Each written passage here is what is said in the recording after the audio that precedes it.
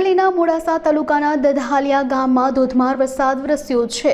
ધોધમાર વરસાદને કારણે ગામના મુખ્ય માર્ગ પર પૂર જેવી સ્થિતિ સર્જાઈ છે। મુખ્ય માર્ગ પર પાર્ક કરવામાં આવેલી 2 કાર અને 2 બાઇક પાણીના પ્રવાહમાં તણાઈ હતી। જોકે ગામના યુવકોએ ભારે જહેમત ઉઠાવીને તણાયેલા વાહનોને બહાર કાઢવાનો પ્રયાસ કર્યો હતો। ગ્રામજનોના મતે છેલ્લા 3 કલાકમાં આશરે 8 ઇંચ જેટલો વરસાદ વરસ્યો હોવાનો અંદાજ છે। હવામાન વિભાગ દ્વારા અરવલ્લી જિલ્લામાં ઓરેન્જ એલર્ટ જાહેર કરવામાં આવ્યું છે।